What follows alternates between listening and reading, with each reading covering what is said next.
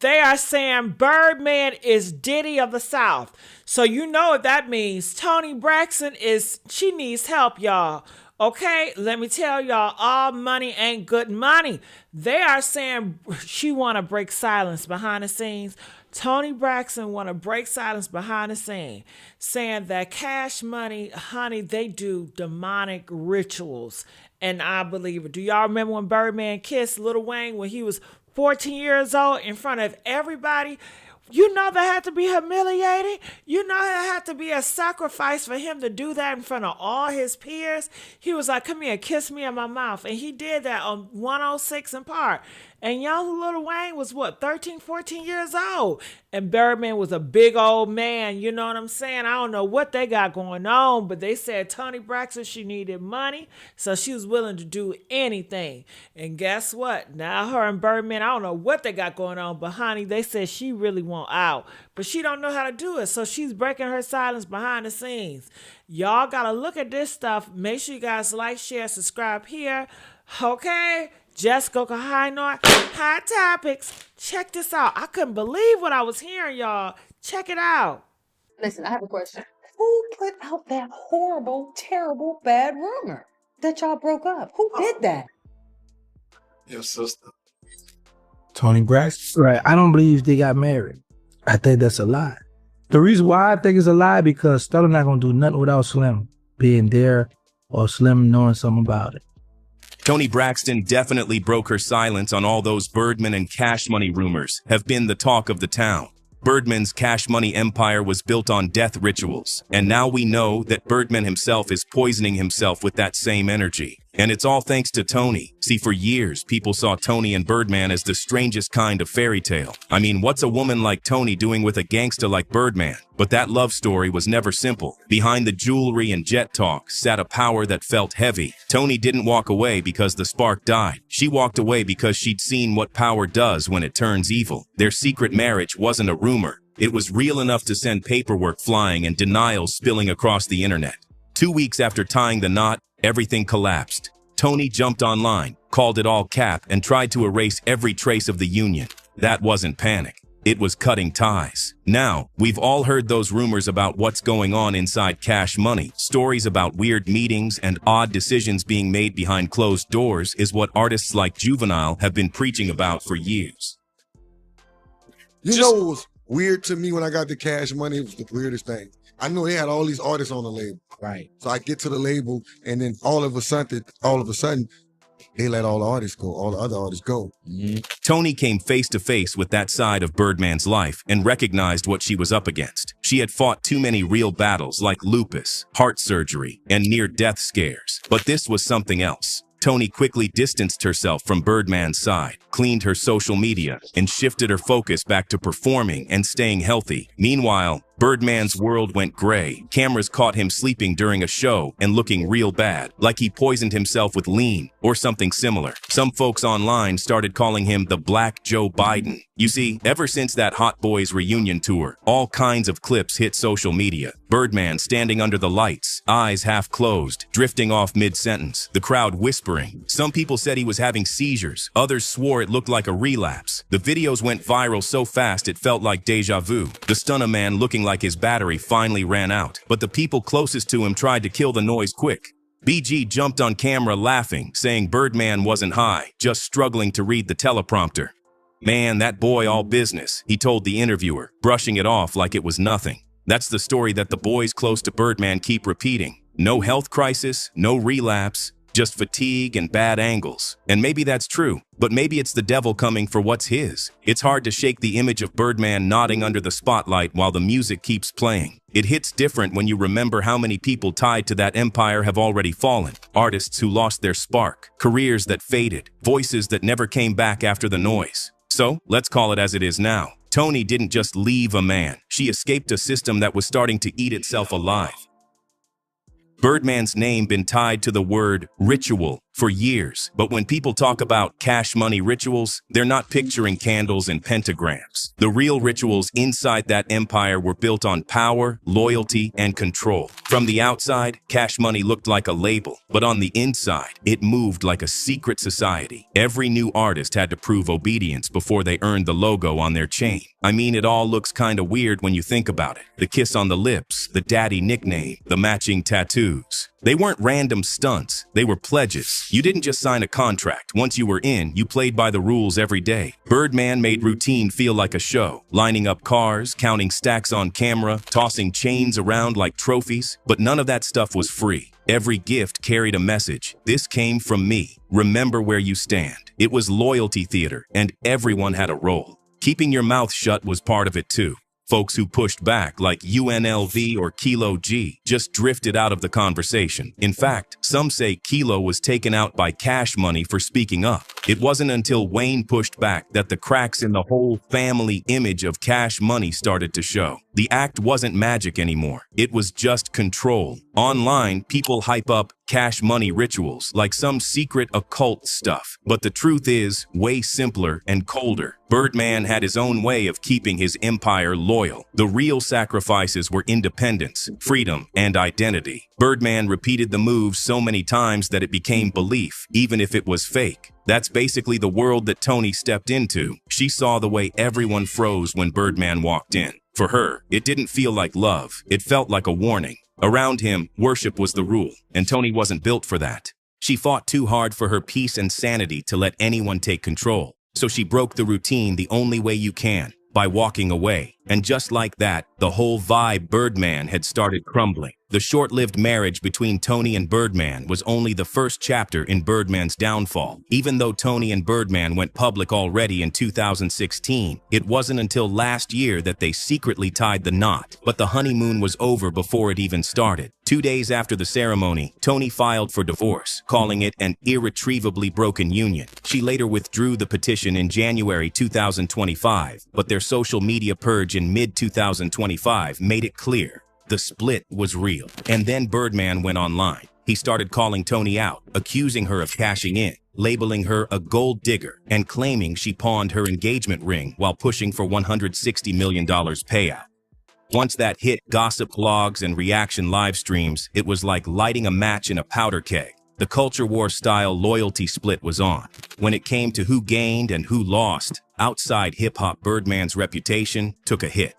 R&B and pop media painted him as manipulative, but in trap and southern rap circles, his never-back-down energy only strengthened his boss archetype. Money-wise, he avoided major losses since the divorce filings were dismissed. Toni had sympathy on her side at first, but the $160 million claim and the missing $5 million ring brought her past bankruptcies back into the convo, slowing some sponsorship deals. Still, the drama pushed her old tracks back into streaming rotation and gave her documentary work on women's financial independence fresh traction. Cash Money Records itself wasn't immune. The internal fracture exposed Birdman's shaky standing with legacy artists. Mid-tier acts, especially producers tied to Lil Wayne's Young Money, froze collabs with Birdman-signed artists when the feud spilled online.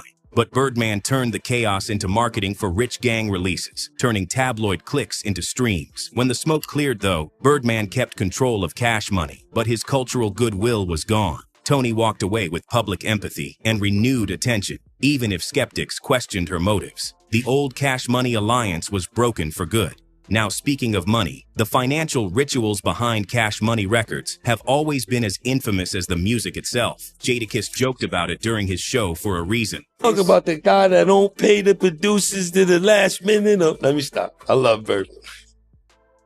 Cash Money did shape Southern hip-hop and built a legacy of hits, but the business behind the scenes often blurred the line between tough management and straight-up exploitation.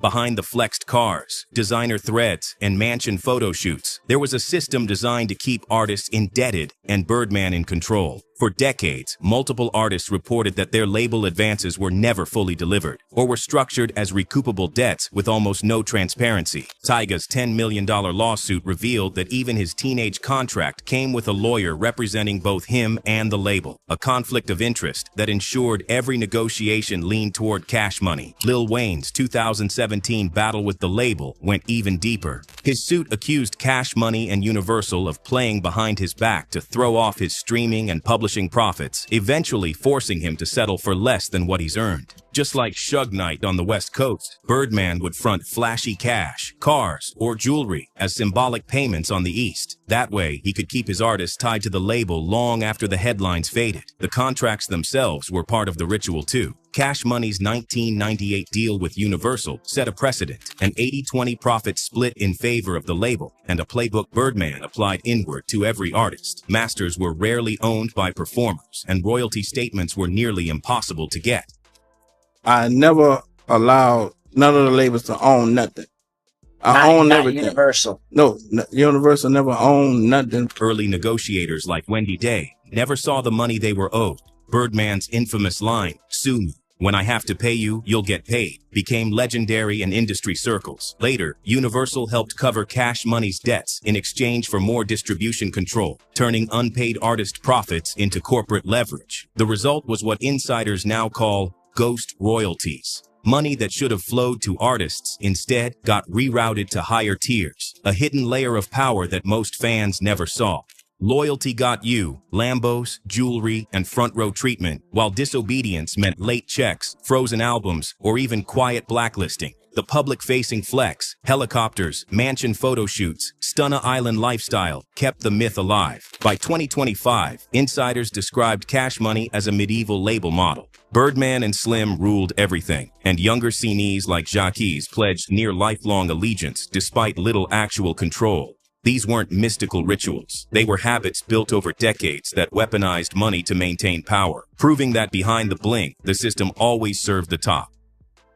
So that's when some of the biggest names started making moves behind Birdman's back. Low-key, but loud enough for anyone paying attention. Tension in the Cash Money camp was boiling over in 2025, and some flexed, some stayed silent, but everybody had an agenda. Lil Wayne, whose beef with Birdman had been simmering for years, made it obvious he wasn't playing games. During the Hot Boys reunion tour, Wayne and the crew dipped off stage mid-speech while Birdman was hyping the crowd, a clip that immediately went viral. Weeks earlier, Wayne had straight up cut Birdman off mid-intro at Lil Louisiana Fest 2025, not letting him finish a dedication to Birdman's mom, Ms. Gladys. Fans and insiders knew exactly what that meant. All that forgiveness from the 2018 settlement expired. Old wounds, old checks, old rules. Wayne was reclaiming his lane. Juvenile played it different, keeping it classy, but showing his frustration. On the Cash Money Millionaire's 30th anniversary tour, he called out Birdman's booking team for underpaying or even sidelining fellow Hot Boy Turk after money disputes. He admitted it put him in a weird spot,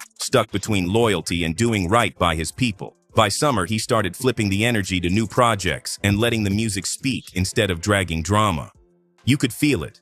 He was loyal, but he wasn't blind. Then comes Drake. We already know K-Dot called him out for being a snake, but if you think about it, Drake's always 3 steps ahead. He wasn't throwing shots at Birdman publicly, but behind the scenes, he was making power moves. His 2025 lawsuit against Universal, Birdman's distribution plug, was less personal, more chess. Everyone in the industry could see he was outgrowing the Cash Money orbit, playing for independence while still keeping ties when it served him. Nicki Minaj stayed in her lane, silent but sharp. Birdman boasted in interviews that Cash Money had made over $2 billion on Lil Wayne, Drake, and Nicki, claiming he paid them handsomely. Nicki never confirmed, never denied. Her recent drops, running through her own imprint setups, not Birdman's lines. She kept the respect without catching any of the heat. Smart move. By the end of 2025, Birdman's big 3 weren't really connected to him anymore.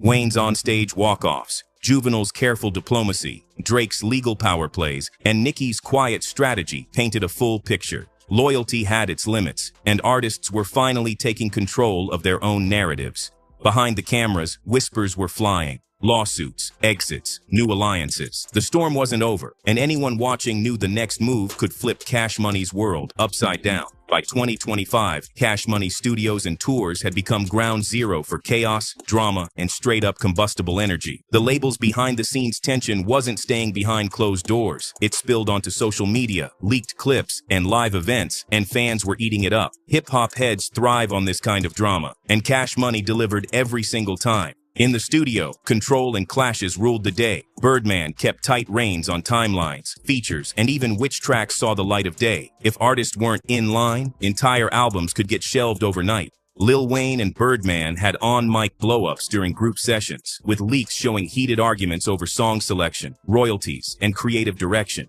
It was messy, but Wayne wasn't backing down. Meanwhile, Drake and Nicki Minaj took the high road, or at least the remote one, recording verses separately rather than stepping into Birdman-controlled sessions, a clear move to dodge the chaos while keeping their output flowing. The tour side of things was no less wild.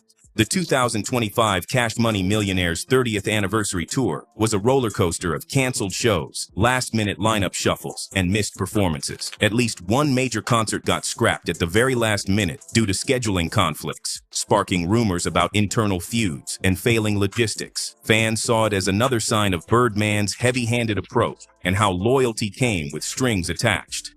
And when they got on stage, the tension was obvious. During the Hot Boys segment, Lil Wayne cut Birdman off mid-speech in front of thousands, refusing to let him finish. A clear public message that the old camaraderie was over. Missed arrivals and sudden lineup swaps kept everyone guessing, turning concerts into unpredictable spectacles where fans couldn't be sure what would happen next. Every move, every gesture, every social post became a signal, and people were watching closely. Backstage, the fallout reached industry ears and sponsors too. Insiders reported that brands were increasingly hesitant to throw support behind Cash Money live events.